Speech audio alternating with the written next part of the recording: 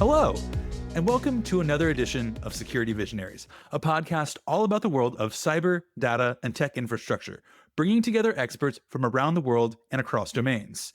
I'm your host, Max Havey, and today we're going to do our best to untangle the hype from the reality when it comes to AI threats and cyber espionage. And with me, we've got two really great guests who both very much have thoughts around this subject. First up, we've got Ray Canzanese, head of Netskope Threat Labs. Ray, welcome back to the program. Hey, thanks for having me, Max. It's been a while. It has. It's been maybe a couple of years, so glad to have you back on the pod. And second up here, back again, recently seen on our Hackers episode, we've got Neil Thacker, Global Privacy and Data Protection Officer here at Netskope. Welcome back, Neil. Thanks, Max. Thanks for inviting me back. The last time we were in the 90s. We're back in the 2020s. I've brought you into the present tense this time. We'll be having a future-looking conversation, though. Awesome. So there have been many recent conversations around AI-enabled threats and cyber espionage, most notably a report from Anthropic about the first ever reported AI-orchestrated cyber espionage campaign that some critics have noted lacks some key evidence in terms of support.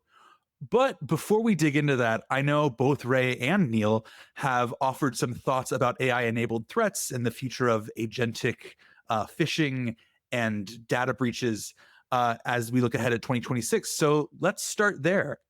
Neil, can you take us through your recent prediction, noting that 2026 will likely be the first year we see an agentic AI-driven data breach? Yeah, sure. I mean, I'm slightly annoyed Anthropic have highlighted this in 2025 because I predicted 2026. So, but the reasons for this is I feel like we've reached an inflection point in terms of AI within cybersecurity.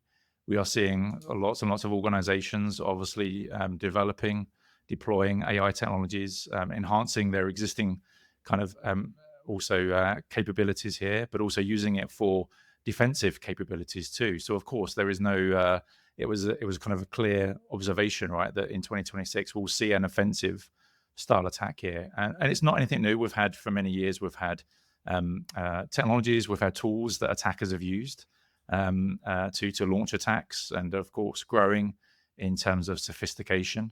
So for me, it was looking at kind of the landscape where we were heading and realizing, well, this is going to come soon, and if it's not going to be in 2025, it will be in 2026. But it's we're seeing this. Lots of organizations are preparing for this kind of arms race when it comes to kind of AI defense, offense, and pretty much preparing for this type of outcome. Certainly. And you know, Ray, I know your team also put together a number of predictions sort of around this. How do you sort of react to that? And are there any predictions from your team that you'd want to note around sort of this growing agentic sort of concern? Yeah, I think similar to Neil, we had predictions on sort of both sides of this, right? On one side, attackers are using the technology to amplify attacks, right? Or to streamline attacks. And the risks there are like, number one, it gets a little bit faster and more accessible to develop an attack. And then number two is that it's really good at certain things, right? Like if I wanted to make a fake video of you, Max, trying to convince somebody to divulge their password or something else, that would be pretty easy to do, right, with today's technology. And so we are predicting, right, to see upticks in social engineering and phishing.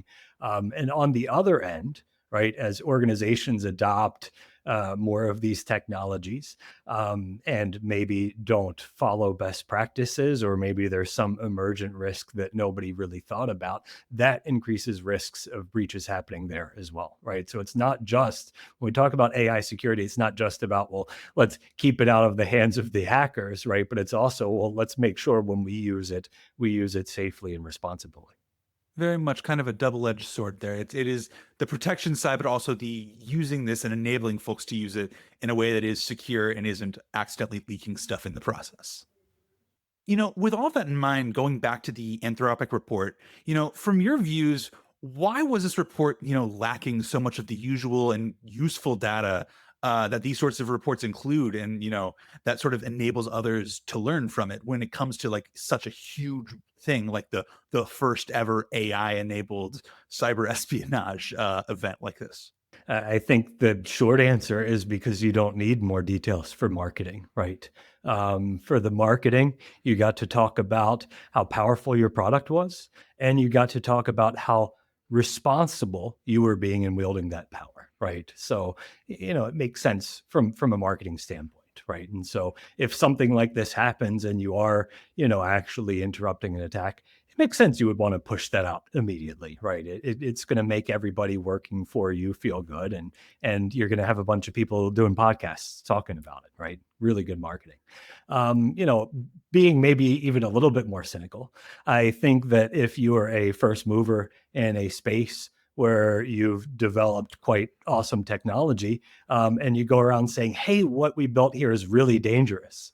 So you really shouldn't let other people build what we built, because you wouldn't trust them with it. But you can trust us because you can see we are here doing the right thing, right? So that's a little bit more cynical, saying maybe it's a little bit more than marketing. Maybe it's a little bit, smart business savvy of talking about how maybe more companies should be allowed to do the same thing.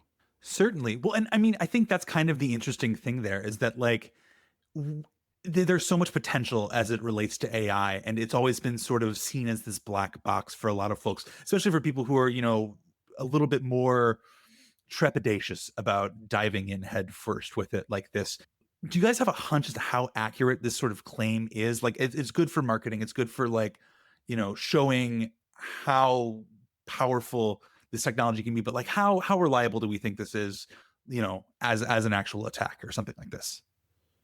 Yeah, I mean, it wasn't necessarily unique. I mean, if you look at the style of the attack that occurred, it was the same kind of pattern that many attackers have been following for years, right? So it's not anything novel, it's not anything unique.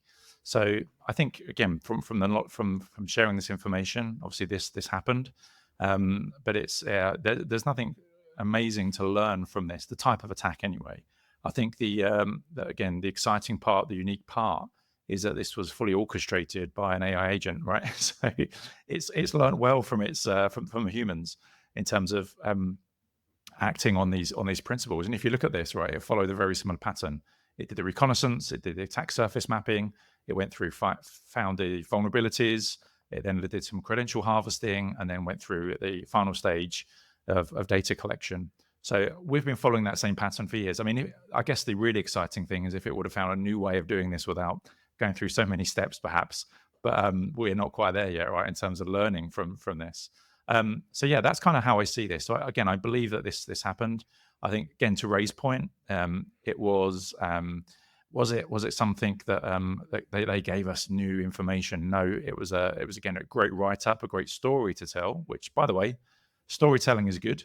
People love stories and learning about these things through stories. But again, it lacked some technical details. And but I think that will be coming soon. We'll see more of these types of attacks, and we'll see more information being shared on, again, why these attacks are perhaps unique and how they're learning, right? I also go back to 2016 when we saw this play out at DEF CON as part of the Cyber Grand Challenge, where we saw fully autonomous machines fighting against other machines in a game of capture the flag.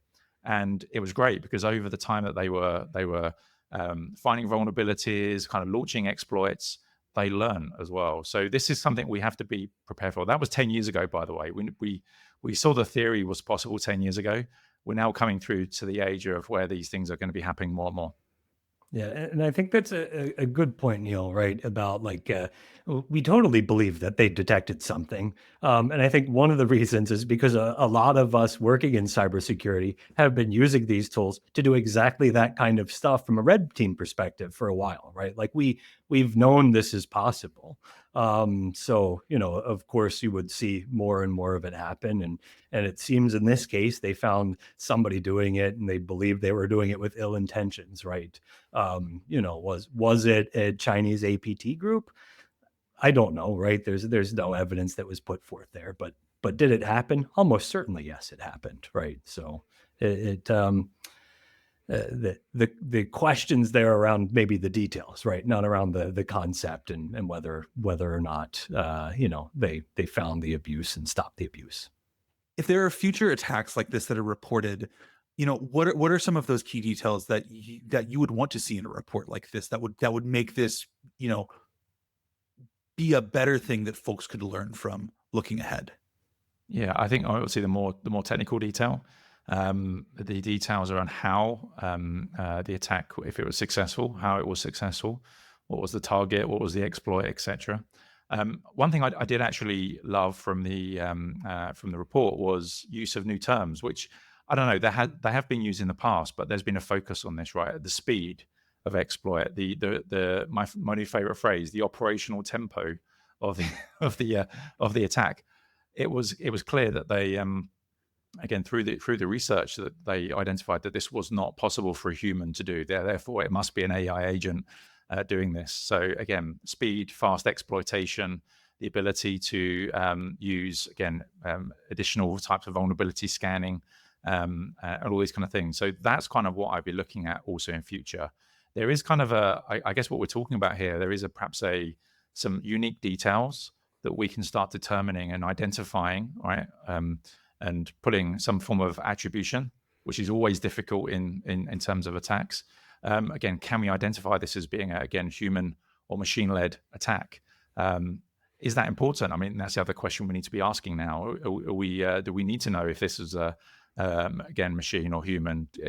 So yeah, this is kind of where we need to start looking at. This is what we need, I guess, in future reports. Those ways of better identifying again the new tactics, techniques, etc., being used by again autonomous tools. And one of the things I think, when you write a report like this and you're trying to help others, right, you need to share enough details, right, that other people, in the same boat as you, right, would be able to take that intel and do something about it, right? So in this case, if you believe, right, that it was an ATP group attacking your service, you're not the only ones out there hosting LLMs and allowing people to interact with them, right? So there's a whole industry out there that would love to know what those TTPs are, so they can start looking for the same on their services, right? Blocking certain behaviors. That's the kind of stuff, right, that I think that that you'll expect to see more and more in these types of reports. Certainly. And it also sort of begs a question, seeing this report coming from such a big AI provider. And I think you maybe touched this a little bit, Ray, but like, why does it seem like AI companies are so keen to suggest that AI is being so successfully used for nefarious reasons, for these sorts of attacks and things of that sort? Why is that kind of an important thing for them to be talking about, especially maybe in this sort of storytelling kind of frame? And I mean, I think I hinted at that quite heavily up front, right? Where you're telling a story, right? You're really hyping up the AI, right? This AI stuff is so powerful, right? Look at what it was able to do. That's a really good story to tell. And I mean, this is really on brand for Anthropic, right? It's really on brand for them to talk about the risks, because you can also then, if you talk about the risks, talk about how you're mitigating them, right? And build yourself up as, maybe the leader in this space of thinking about the risks and the mitigations that then helps the business, right? That helps the money flow your way. Yeah, if you think about this as the lion and the lion tamer, right? It's their role as the lion tamer. They have this hugely powerful capability, and yet they're in full control, or they have the ability to identify when it's perhaps being used in a certain way. So yeah, that's the kind of the analogy I refer to, the lion and the lion tamer capability. I find this interesting too, because there's a data point that I saw from MIT recently that was noting that 95% of enterprise AI initiatives are failing to drive any real discernible value. And so why would threat actors be driving such better outcomes in that sort of thing? Are they just playing with it more? Are they finding new ways to break it?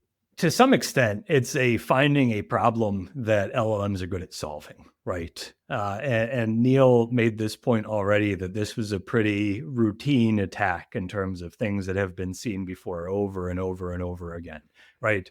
LLMs are very good at that, right? Auto-complete this for me. I'd like you to fill in all the details of what I need to do in this attack. And so that's part of it, right? Choose the right problem for the tool. And this is, that's the right problem to match this tool up with. So it makes sense that you would get a good outcome there, right? A lot of organizations are getting good outcomes when it comes to automating, programming type tasks, which is what this is. It's automating those tasks for speed. One thing we see definitely in cybersecurity, and it's how we measure kind of responses to breaches, how organizations have done this for so long. It's how quickly you can respond to that breach, to mitigate, to put in some control to ensure that the breach is not successful, right? So earlier in the attack chain, you ultimately, that's when you want to intervene. Now with, again, looking at AI, it's designed to work in a fast and automated way that can scale as well. So this is what, in many cases, if you're looking at the use cases for AI, this is one great use case. It unfortunately, therefore, it impacts organizations because of that. Because again, it's we saw the same for in the early days of large scale DDoS attacks, those kind of things, right? You could pretty much automate those bots to target organizations, do it that way. If you had humans doing this, it would be largely ineffective. But we're now seeing this in a more advanced way, targeting organizations using specific techniques, targeting data exfiltration, etc. This is kind of where we're moving towards. This is the now modern day kind of level scalability of these types of attacks. Yeah. I like that you use the words like bots and scripts, because we're calling them agents now, right? But it's conceptually still the same thing. And it's the speed came with the bots and scripts, but you still needed people to write the bots and write the scripts. And I think the piece that's helping here is that, okay, well, now we can write those bots and we can write those scripts faster, and we can write them in a way that's targeted towards specific organizations, because that's what the LLMs enable us to do. So it's a little bit of accessibility mixed in with the speed. Here's somebody who maybe didn't have the know-how to write all those scripts themselves, or didn't have the resources, right, to pull together a small team to do that in short order, but a bunch of AI agents, much easy to corral to get to do that task. Yeah, and again, they can iterate quickly, right?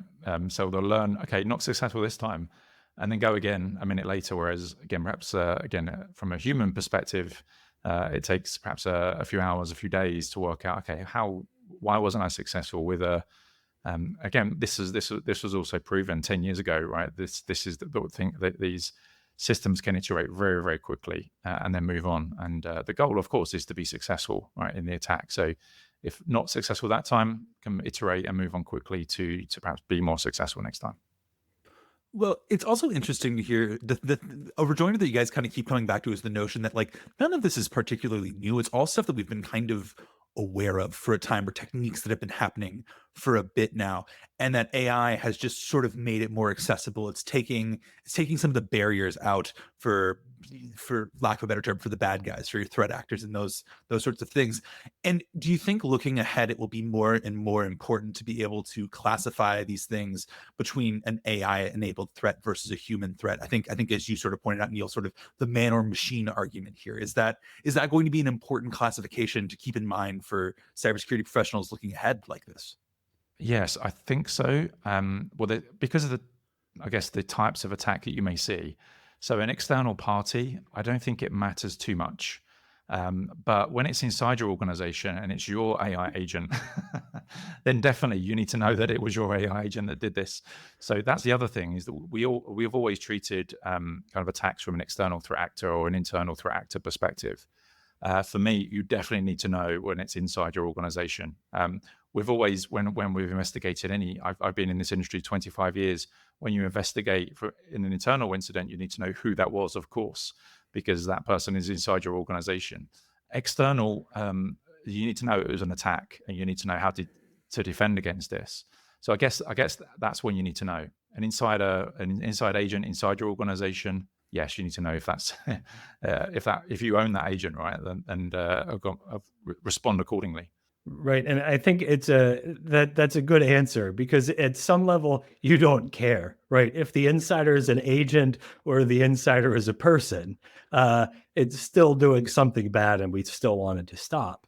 But I think the important reason to keep talking about it, especially right now, is to make sure that we are all in that mindset that some of our insiders are not necessarily people.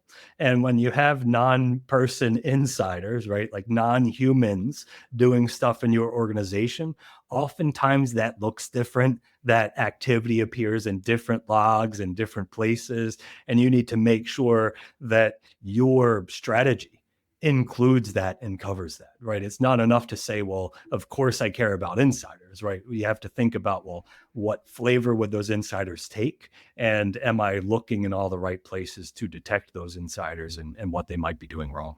Certainly. And I think with that sort of in mind, I want to bring us back to Neil's prediction that we kicked things off here with. When we're thinking about what another big agentic breach, like in addition to what Anthropic has already kind of reported here, what if we were to see a breach like the one Neil is talking about? What do you think would be the drivers? Is it an accident, a bad actor using agentic AI? What do you think is a likely sort of scenario that we could potentially see? It's a good question. I think we are going to see a mixture. I think we're going to see, in many cases, I think we're already seeing this feedback from, I'm having discussions with CISOs who are saying, oh, I didn't know we were utilizing this service. Oh, I didn't realize we were using this use case. Oh, I didn't realize this service was consuming this much data. So I think we're already seeing some feedback from organizations who are realizing that perhaps they're seeing this already in terms of an accidental issue, security incident. Has it been an accidental data breach? Has data gone to the wrong third party? Or are there too many agents now interconnected that they've lost track of these services and how they're being utilized? I hear this question commonly in discussions I'm having today is like, who owns my MCP server? So I think we're definitely going to see this issue occurring. It won't be written about to the same level as again external threat actors, but I think we're going to see an interesting mix of these. So yeah, perhaps again going back to the likelihood and impact types of discussions, perhaps there is going to be a slightly higher likelihood of an insider, an accidental issue, but something that can be controlled. Whereas from an external threat actor, it's still likely, but the impact could be huge because now we're dealing with data that's been exfiltrated from the organization and potentially is now lost, has leaked, has now resulted in fines, penalties, sanctions, etc. on the organization, or again general reputational damage, and the kind of this challenge for organizations to have to recover. So yeah, I think there's going to be a mix moving forward, but it's something we have to watch for. We have to look at the metrics in terms of how we're going to see this moving forward. I think we've always needed to look at countering any threat with a series of, again, controls, recommendations, etc., that we can implement.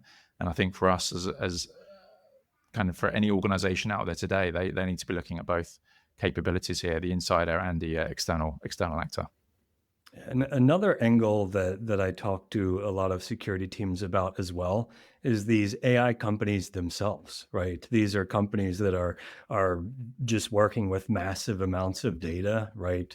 Many of these companies are like less than a year old, less than 2 years old, right? They are very young companies moving quickly in a new space, and they are nervous about those companies, right? And what those companies are doing to safeguard all the data that they have, right? And so, I hear a lot of people asking, well, how can I allow people to use, service A, but only for these super narrow use cases, right? Or can I make sure that none of our trade secrets or customer data or source code makes it into that service? And so that's another concern, and another thing to keep an eye out for is, when there's, a breach of one of these AI companies, what's it going to look like? Is it going to be data theft? Is it going to be model poisoning, right? There's a lot of opportunities for different ways to do harm if you are breaching one of these companies that your actual targets are using. Yeah, and it could be, this could be the kind of low-hanging fruit, right?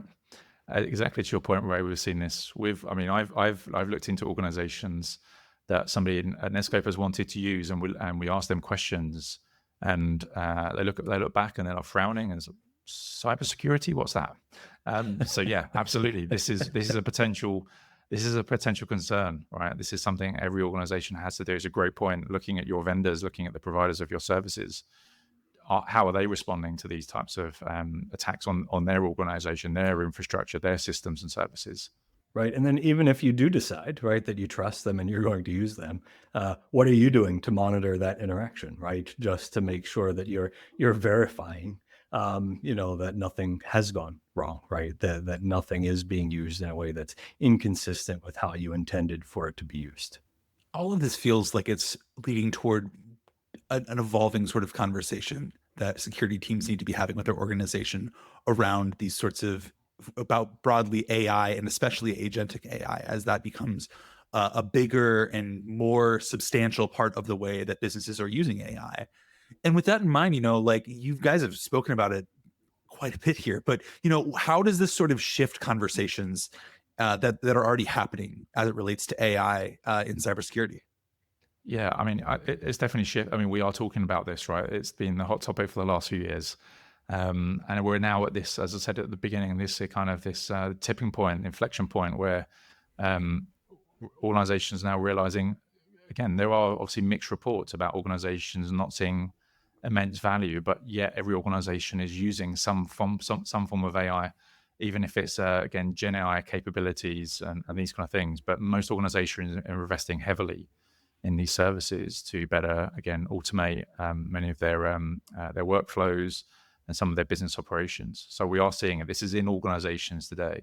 And I think, again, it's how organizations are now responding. We had the same with the cloud. We had the same with cloud.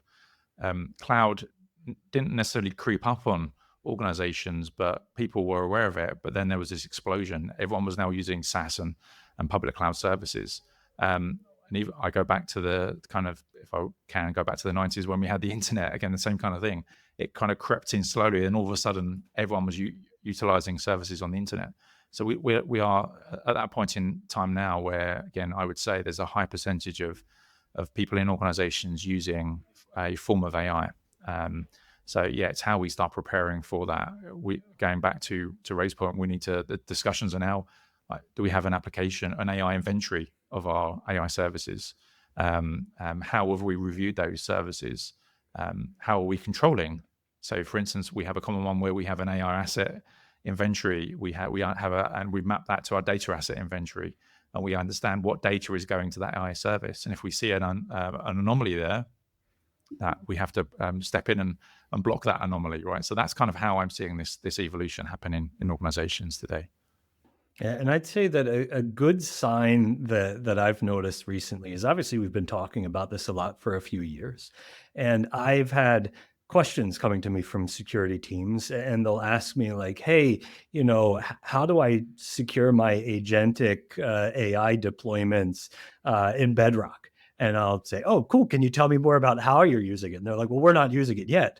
We're just thinking about that's obviously the direction that things are going. We're trying it out, and we want to think about security. And I'm impressed. I'm happy, right? This is the way I hoped this would be going, is that we've been talking about it enough that people are aware of it, that they're asking these questions before they get too deep into this process, so that they can go in a little bit more prepared than perhaps they did for the initial, AI chatbot craze, right? Where people just started using it overnight and you were playing catch up from the beginning. Absolutely. And kind of coming to the end of our conversation here, I want to get a sense from you guys and, what can organizations do to start containing these sorts of sprawling risks now, to start sort of having these conversations? What's a piece of advice you would give to organizations that are looking to better secure this, looking ahead, as will continue to be a conversation and a threat that they have to deal with? Yeah, so I mean, I think it starts off with understanding what you have. Like we always start that in that cybersecurity. It's what AI services you have, and also how they're connected. So obviously, with the types of attacks we've seen, in many cases, it can be agent to agent connectivity that causes this. So having a good understanding of what you're using, why you're using it, looking at kind of identifying kind of what the service is doing, so what looks like normal. And then adding some controls in there. So looking at isolating if you see unusual activity, having the ability to, of course, also make sure you're separating your platforms and your services, so that again, if an AI agent has access to some of your non-production environments, like going back to Ray's point, for testing, for experimentation, that it also doesn't have access to your production environment, or can't escalate its privileges to that production environment. So looking at ways of separations there. But I think what we'll see is 2026, we'll see a huge increase in the use of organizations bringing in things such as AI gateways to better identify the use of AI in their organization, and how services are being connected, and putting in those guardrails, and applying the appropriate levels of kind of technical controls around this. This is what I'm part of my prediction was, yes, we are going to see this a significant breach that's going to make headline news.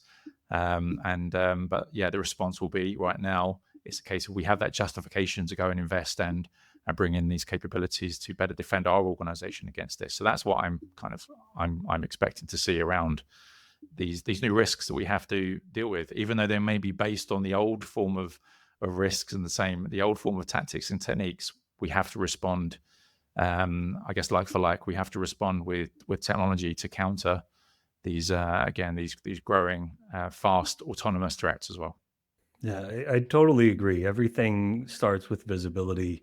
When you start looking to see what you have visibility into, you often start finding out where you have blind spots in your visibility as well, right? And that gives you a good strategy for where you need to do more, right? And the thing to keep in mind, as you're looking into a problem like this is that dangerous blend of like things happening on endpoints, things happening in the cloud, human identities, non-human identities, all these things working together, right? And so you find out what you're using, start mapping that out, and start looking to see where your blind spots are, where you can get MCP gateways, AI gateways, cloud logs, anything that's going to help you solve those visibility gaps.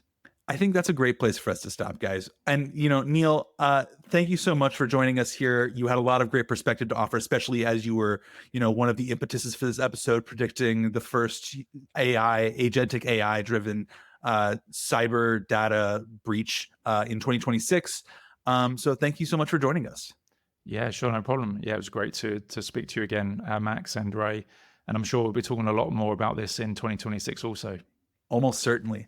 And Ray, thank you so much as always for bringing some great threat expertise. I know you've worked on many a threat report and written about many a threat, so you offered tons of great perspective here. And I'm sure you'll have more to say as things kind of develop here. Yeah, thanks for having me, Max. Look forward to the next one. Absolutely. And with that, you've been listening to the Security Visionaries podcast, and I've been your host, Max Havey. If you've enjoyed this episode, share it with a friend, and be sure to subscribe to Security Visionaries on your favorite podcast platform, whether that's Apple Podcasts, Spotify, or our spiffy new videos over on YouTube. There you can check out our back catalog of episodes and check out new ones publishing every other week, hosted either by me or my wonderful co-hosts, Emily Wearmouth and Bailey Pop. And with that, we will catch you on the next episode.